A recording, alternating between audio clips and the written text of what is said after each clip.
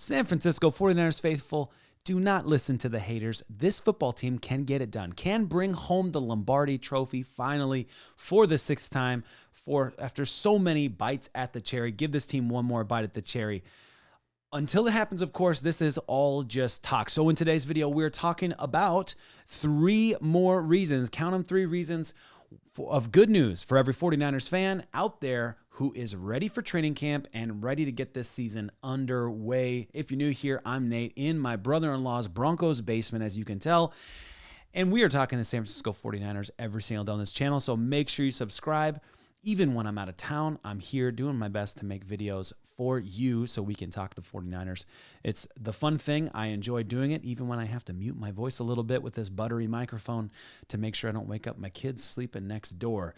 Man, I'm excited to talk 49ers with you today. Big pieces of news I'm looking forward to going over with you.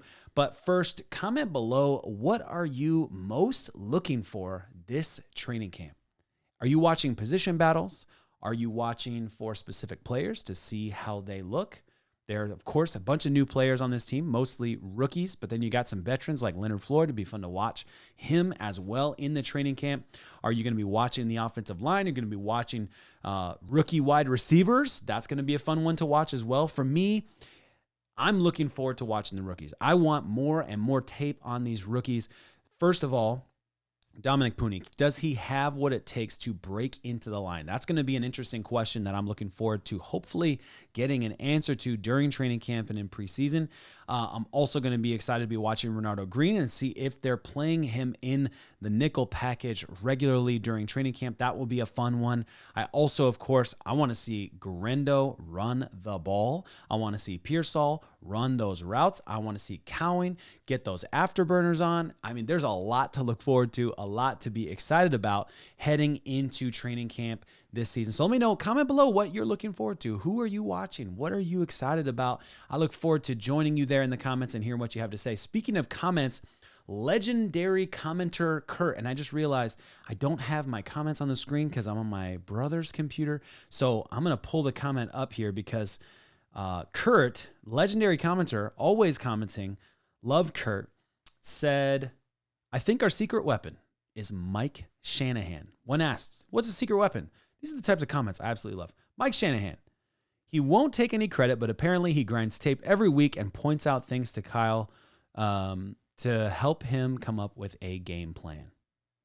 Love the comment. So although I told you we only had 3 pieces of good news, I actually have a 4th one, which is what the heck is Mike Shanahan doing helping out? Now this goes back, if you don't remember, this goes back to 2017, 2019. I've got it up here as well.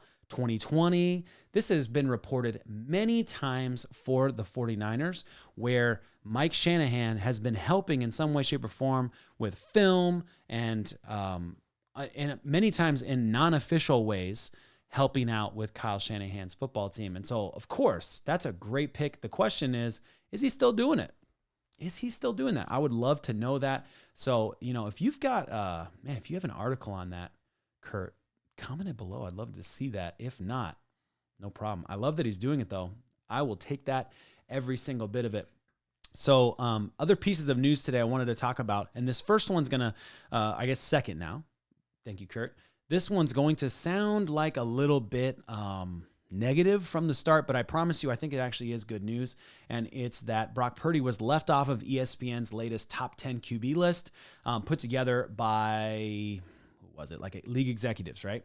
Coaches, scouts, etc. So I want to first get into what Matt Maiocco had to say about it. On the top of being called a game manager for most of the 2023 NFL season, Purdy's secondary tag, a system quarterback, was one of the reasons he was left off of the ESPN survey of league executives, coaches, and scouts who ranked top 10 quarterbacks ahead of the 2024 season.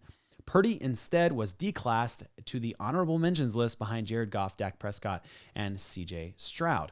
And before I continue on, I just want to say, this is the one, system quarterback is the one that we get the most nowadays. It used to be check down king. I still hear check down king all the time, by the way. Aaron, you know who you are. But here we go. Let's keep going. The 24-year-old led the NFL last season with a 113 passer rating while throwing 31 touchdowns, guiding the 49ers through a strenuous NFC playoff path to the big stage of the Super Bowl. Additionally, Purdy has a 17-4 regular season record, 4-2 in the playoffs, and he earned Pro Bowl honors in just his second NFL season. He also ranked at the top of several league metrics in 2023, including yards per attempt, yards per completion, and passer rating. One league executive said this: "It's hard to call him top 10 based on guys ahead of him, but it's hard to keep him out of the top 10 too. He willed the team to the Super Bowl, only right to give him serious consideration," which is about as far as he could go. And Mayoko said, "Tough crowd." And I feel that, man. I feel that. So Brock Purdy gets named outside of the top 10 list, okay? Or he wasn't even, they didn't go beyond top 10. So he was not in the top 10. He was just honorable mentions, okay? Respect that, we can't all agree on everything, and I'll live with that. But what I love about this is they call him system quarterback. And literally yesterday, I tweeted from actually a different Twitter account on accident and then retweeted it from the correct Twitter account.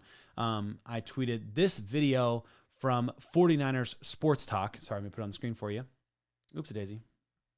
And you'll remember this video, by the way, I can't show the video. I just realized I can't show it. I got some screenshots for you, though. So, breaks down against the Commanders. Brock Purdy scrambles, gets into space, points over here. Do you remember this? Points to Brandon Ayuk to cut back the other direction. Brandon Ayuk cuts back, throws to space, catches it. It's awesome. He's open when the time happens.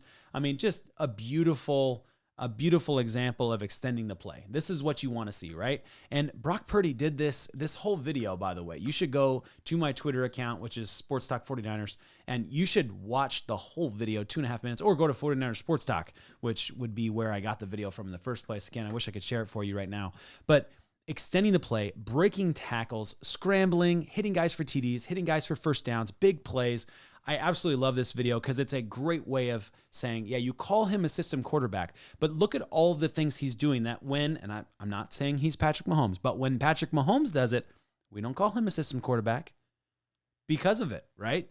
So let's look at the evidence and suggest what the evidence is suggesting rather than taking those old arguments and continuing to say them over and over, which just doesn't seem helpful to me. If you're watching Brock Purdy week in, week out, as the 49ers faithful are, you would see what they're seeing, right? Okay, Trent Williams. Another piece of awesome news. Trent Williams, widely regarded as not just the best NFL offensive tackle of all time, but one of the greatest players in the game. In an ESPN survey, league executives, coaches, and scouts ranked the top 10 offensive tackles, and Williams, to really no surprise, cracked the top spot on the list. He does it at a high level still. Protection, run game, second level stuff downfield, no weakness in his game, and I haven't seen the skill set diminish. No weakness in his game. Those are high praise. High praise. That is the kind of thing that you want to hear about one of your football team or one of your players on your football team. This is the third consecutive year the 35-year-old tackle ranked number 1 on the annual ESPN list. Absolutely love it. And then one last piece of good news. Everything's coming from NBC Sports Bay Area today. Moody. Well, okay, so Gold predicts 49ers kicker Moody will be even better in 2024. Here are just a few of the details. Moody had his ups and downs as a rookie, which I'm going to agree with you. We've talked about the Cleveland game many times, where had he hit that field goal, which was a 41-yarder, how would that have changed that 3-game losing streak, I guess? Whatever you want to call it, those 3 games on the bounce. That was an interesting one, a really frustrating game in a lot of ways. But had he hit that 41-yard field goal, which would be fully acceptable and reasonable to accept, that's like got to be 80% from your kicker at the very least, 80% from 41 yards. I mean, shoot. Anyway, I'm getting ahead of myself. He missed the kick in Cleveland. Gold told NBC Sports Bay Area in the American Century Championship Edgewood Tahoe Golf Course. But then he went on a really nice streak for about 7, 8, 9 weeks where he didn't miss. Here's the take that I love, though, from Robbie Gold.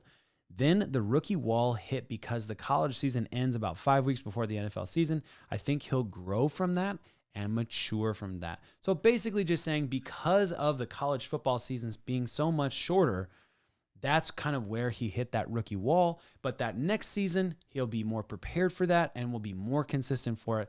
And I do love that. That is the thing about Moody that was hard last season is he had moments where you're really disappointed, right? but then he would go on a long streak and not miss anything for a while. So it'll be interesting to see how that all plays out. But overall, I feel super positive about it, and I want to know what you feel, so let me know in the comments. If you have anything really interesting, though, I'd love to put your comments on the screen. I'll be back home in a couple days, so I'll continue to make videos from away. But when I get it back home, I will be throwing those comments on the screen and looking forward to sharing your perspective with everybody else, because I absolutely love it. It's my favorite part of reading the comments, is just coming up with hearing really cool ideas from you all. Super fun. As always, what a time to be alive.